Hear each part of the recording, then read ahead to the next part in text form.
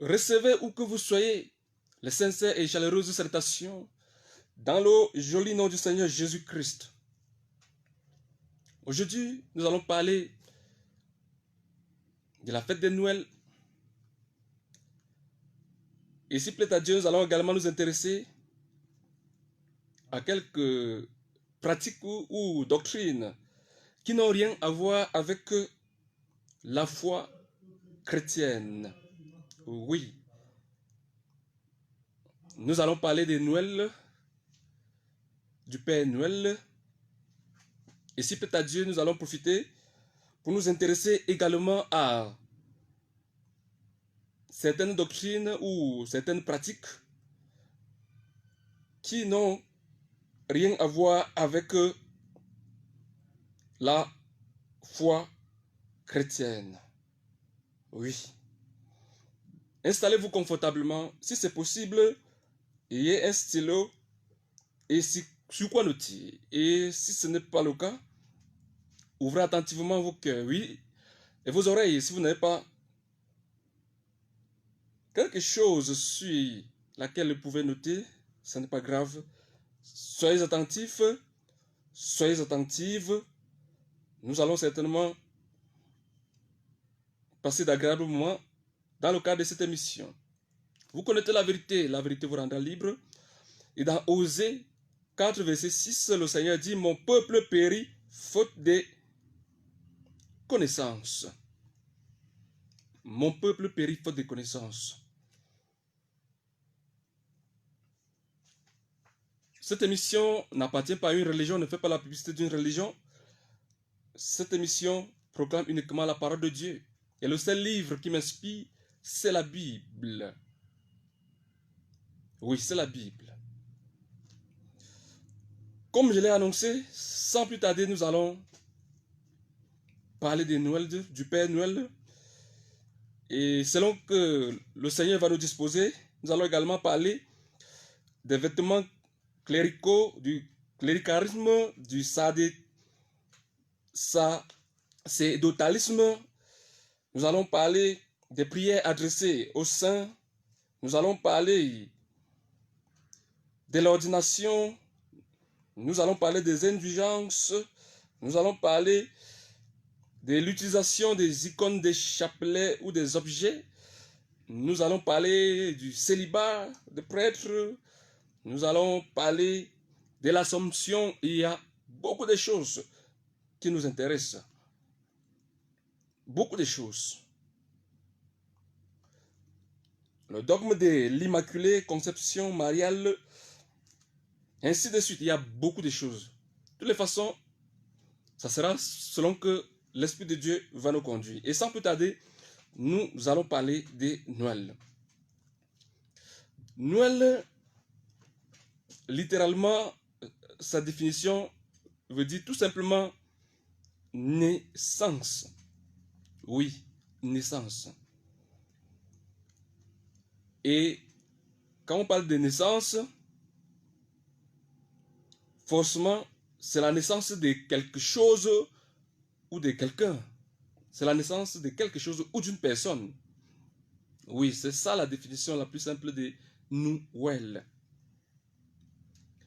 Et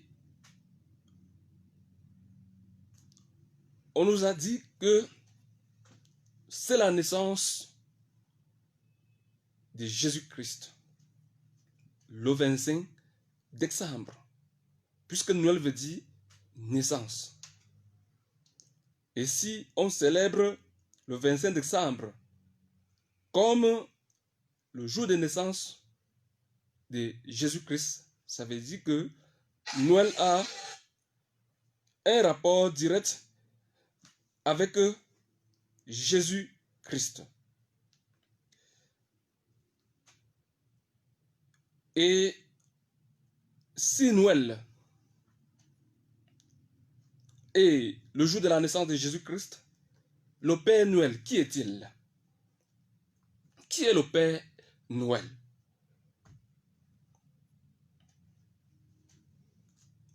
Puisque le seul livre qui m'inspire dans le cadre de cette émission, c'est la Bible. vous pouvez aller faire des recherches vous-même par rapport à un certain nombre de choses, même sur Internet. En ce qui me concerne, je me limite tout simplement à ce qui est écrit dans la Bible. J'ai dit tout à l'heure, à supposer que Noël soit le jour de la naissance de Jésus-Christ. En dehors de Noël, il y a aussi le Père Noël. Qui est le Père Noël? Ce que nous pouvons déjà remarquer d'emblée et que nous devions connaître d'emblée, c'est que ce soit Noël, le 25 décembre qui est attribué à la naissance de Jésus, que ce soit le Père Noël, il n'y a rien de tout cela dans les Saintes Écritures, la Bible.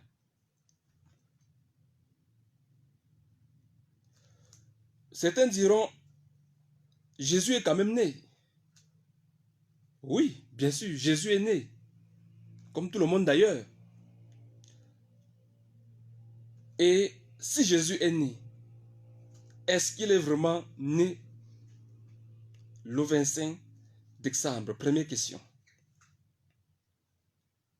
Parce qu'on peut retrouver les traces, que ce soit dans l'histoire, que ce soit dans la Bible, qui nous donne une idée précise en ce qui concerne la naissance de Jésus-Christ. Par exemple, dans Luc, chapitre 2, la Bible nous dit que quoi? À partir du verset 8, Luc 2, il y avait dans cette même contrée des bergers qui paissaient dans les champs les veilles de la nuit pour garder les troupeaux. Et voici un ange du Seigneur leur apparut, et la gloire du Seigneur resplendit autour d'eux. Ils furent saisis d'une grande frayeur. Mais l'ange leur dit, ne craignez point, car je vous annonce une bonne nouvelle qui sera pour tout le peuple le sujet d'une grande joie. C'est qu'aujourd'hui, dans la ville de David, il vous est né un sauveur, qui est le Christ, le Seigneur. Amen. Voilà un texte qui nous parle de la naissance de Jésus. Et la Bible nous dit que Jésus est né à une époque où les bergers passaient les nuits dehors avec leurs troupeaux.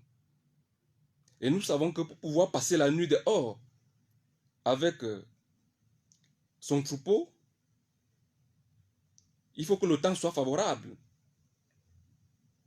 Personne ne peut s'aventurer dehors, passer les nuits dehors avec son troupeau pendant qu'il pleut, ou s'il y a la neige ou le froid. Ça veut dire que cette époque était une époque favorable pour pouvoir passer la nuit dehors avec son troupeau. Et 25 décembre ne correspond pas à cette période. En Israël, déjà à partir de novembre, on est déjà en hiver en Israël, où il y a beaucoup de froid. Oui, déjà à partir de novembre, on est en hiver en Israël. Et décembre également. Ça veut dire que, même scientifiquement parlant, Jésus-Christ n'est pas né en décembre. Ne parlons même pas du 25 décembre. Il n'est même pas né en décembre. Pour ne même pas chercher le jour. Jésus est né à une période où les gens pouvaient passer la nuit dehors, les bergers avec les bêtes, les troupeaux. Voilà déjà des remarques que nous pouvons faire. Et si Jésus-Christ n'est pas né le 25 décembre, que s'est-il vraiment passé pour que tout d'un coup, on choisisse de donner 25 décembre comme date de la naissance de Jésus-Christ, puisque Noël veut dire naissance. Maintenant, vous pouvez aller sur Internet faire des recherches. Vous allez trouver que beaucoup de choses étaient célébrées cette période. On adorait tellement de dieux, des faux dieux, des idoles, le dieu soleil, tout ce que vous voulez. Je n'ai pas le temps pour entrer dans tous ces détails ici. C'est tout, sauf la naissance de Jésus. C'est la naissance de beaucoup de choses, de beaucoup de dieux, de beaucoup de pratiques, qui ne sont que des pratiques soit païennes ou religieuses, mais qui n'ont rien à voir avec la foi chrétienne. Et lorsqu'on parle de Jésus-Christ, qui a dit, je suis le chemin, la vérité et la vie, on ne doit pas mélanger ces choses avec le paganisme, avec le mensonge. C'est pour cette raison que j'ai décidé de consacrer cette émission à ce sujet. Je sais que beaucoup de personnes ne vont pas apprécier cela. Car cela ne tient, il y a les gens qui ont besoin d'être éclairés. Mon peuple périt faute de connaissances. Vous connaissez la vérité et la vérité vous rendra libre. D'ailleurs, d'un moment à l'autre, je vais donner les numéros aux auditeurs et aux auditrices. Si à jamais ce que je dis là, vous n'êtes pas d'accord, vous pouvez réagir par message tout à l'heure par ces numéros que je vais vous communiquer, même sur WhatsApp, pourquoi pas. Et après, vous pouvez également même appeler. Noël n'a jamais été et ne sera jamais le jour de la naissance de Jésus-Christ. C'est la naissance de beaucoup de choses, sauf la naissance de Jésus-Christ. Comme je l'ai dit, je n'ai pas l'habitude de dire des choses que je ne peux pas soutenir par la Bible. Mais si vous faites des recherches par rapport à l'histoire, vous allez voir qu'il y a beaucoup de choses qui sont liées à cette histoire des 25 décembre, de cette période-là. Quand vous regardez cette période-là dans l'histoire, on célébrait beaucoup de choses, mais qui n'avaient rien à voir avec le Dieu créateur, qui n'avaient rien à voir avec Jésus-Christ. Ça veut dire que lorsque on pousse les gens à célébrer ce jour-là, on est en train de pousser les gens à se lier à toutes sortes de choses qui n'ont rien à voir avec Jésus-Christ.